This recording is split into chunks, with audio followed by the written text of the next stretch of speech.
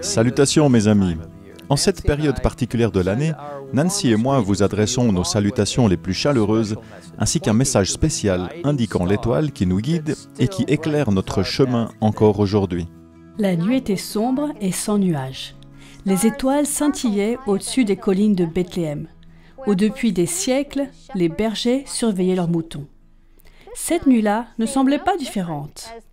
Alors qu'ils parlaient, en s'entretenant du Sauveur promis, et ils priaient pour que le roi montât sur le trône de David. Soudain, la nuit a été interrompue par un éclair de lumière céleste. Nous lisons dans Luc 2 au verset 9, « Un ange du Seigneur leur apparut, et la gloire du Seigneur resplendit autour d'eux.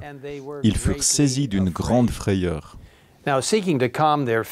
Et cherchant à calmer leurs esprits, l'ange dit, « N'ayez pas peur, car je vous annonce une bonne nouvelle qui sera une source de grande joie pour tout le peuple.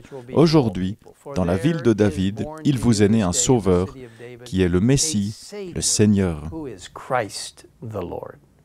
Après que l'ange eut expliqué comment trouver ce précieux enfant, enveloppé de langes et couché dans une mangeoire, c'est comme si le ciel lui-même ne pouvait plus contenir sa joie, alors que des milliers et des milliers d'anges chantaient « Gloire à Dieu dans les lieux très hauts, paix sur la terre et bienveillance parmi les hommes. »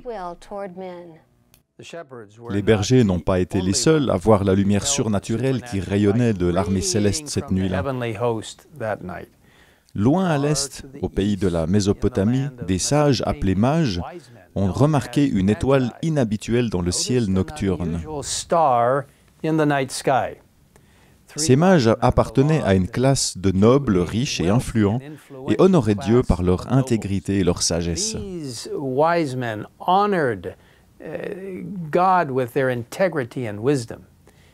Ellen White nous dit, en scrutant le ciel étoilé pour y découvrir le mystère caché dans ces sentiers lumineux, ces mages contemplaient la gloire du Créateur.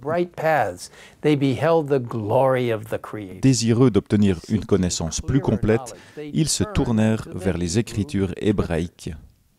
Ils connaissaient la prophétie de Balaam, lui aussi originaire de Mésopotamie, qui avait déclaré des siècles auparavant « Un astre sort de Jacob, un sceptre s'élève d'Israël. » Serait-ce l'étoile? Se demandaient les mages. En étudiant les prophéties d'Ésaïe, de Daniel, de Michée et d'autres, ils furent convaincus de la signification de cette étoile inhabituelle et furent déterminés à en apprendre davantage. Ellen White explique que les mages avaient reçu avec empressement la lumière de la vérité envoyée par le ciel. Maintenant, cette lumière brillait à leurs yeux d'un éclat plus vif. Des songes les poussèrent à la recherche du prince nouveau-né. Avec des cadeaux précieux dans leurs mains, les sages montèrent sur leurs chameaux et suivirent l'étoile mystérieuse. Voyageant de nuit, ils se rappelaient mutuellement ce qu'ils avaient étudié, et à chaque étape, aux heures de repos, ils faisaient une nouvelle étude des prophéties et se convainquaient toujours davantage de la direction d'en haut. L'étoile leur servait de signe extérieur. Ils avaient le témoignage intérieur du Saint-Esprit influençant leur cœur et leur communiquant l'espérance. Après avoir voyagé pendant plusieurs semaines, les mages arrivèrent à Jérusalem. Ils demandèrent avec empressement « Où est le roi des Juifs qui vient de naître ?» En effet, nous avons vu son étoile en Orient et nous sommes venus pour l'adorer.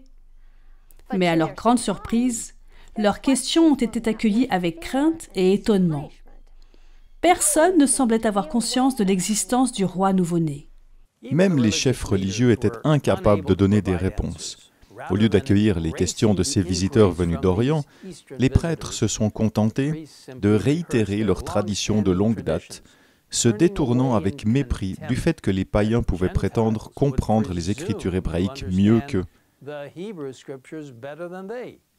Très vite, la nouvelle parvient au palais d'Hérode, et les mages sont invités à rencontrer le roi jaloux. « Allez prendre des informations exactes sur le petit enfant, » dit Hérode avec ruse. « Et quand vous l'aurez trouvé, faites-le-moi savoir, afin que j'aille moi aussi l'adorer. » Après avoir quitté le palais quelque peu découragés, les mages retrouvèrent le moral à la vue de l'étoile. Avec ardeur, ils suivirent cette lumière qui les guida vers l'enfant Jésus. Grâce à leur étude des prophéties bibliques et à la perspicacité du Saint-Esprit, ces hommes regardèrent au-delà des humbles apparences et reconnurent en Jésus la présence de la divinité. Ils lui donnèrent leur cœur comme à leur Sauveur et lui présentèrent des dons. Vous voyez, mes amis, aujourd'hui nous avons encore la lumière des prophéties bibliques. L'apôtre Pierre nous l'assure comme suit. Nous considérons comme d'autant plus certaine la parole des prophètes. Vous faites bien de lui prêter attention comme à une lampe qui brille dans un lieu obscur, jusqu'à ce que le jour commence à poindre et que l'étoile du matin se lève dans votre cœur. Et pourtant, aujourd'hui, tout comme à l'époque du Christ, certains doutent de son retour imminent. Où est la promesse de son retour ? Demande-t-il en se moquant. En effet, depuis que nos ancêtres sont morts, tout reste dans le même état qu'au début de la création. Mais ils sont délibérément ignorants, ne reconnaissant pas que son retour est proche, qu'il est à la porte. De nos jours, les hommes et les femmes sages étudient les prophéties. Ces écrits inspirés révèlent le passé, le présent et l'avenir. En voyant leur réalisation exacte dans le passé, nous pouvons être certains que ce qui doit encore être se produira exactement comme les prophéties l'ont annoncé. Suivons cette étoile. Encore bien peu de temps, et celui qui doit venir viendra. Il ne tardera pas, et le juste vivra par la foi. Et maintenant, je vous invite à prier avec nous. Père Céleste, nous te remercions pour la façon dont tu es intervenu dans la vie des mages, les aidant à mieux comprendre les prophéties qu'ils lisaient.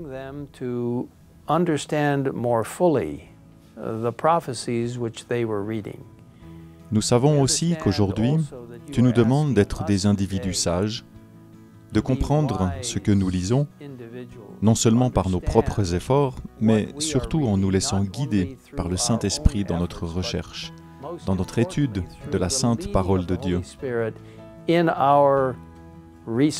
Aide-nous à comprendre que Jésus reviendra bientôt, pour la deuxième fois, et qu'il nous amènera là où nous pourrons nous asseoir à ses pieds, et qu'il partagera avec nous des paroles de vérité, tout comme il l'a fait à travers les Écritures, des paroles que nous allons maintenant entendre de ses propres lèvres.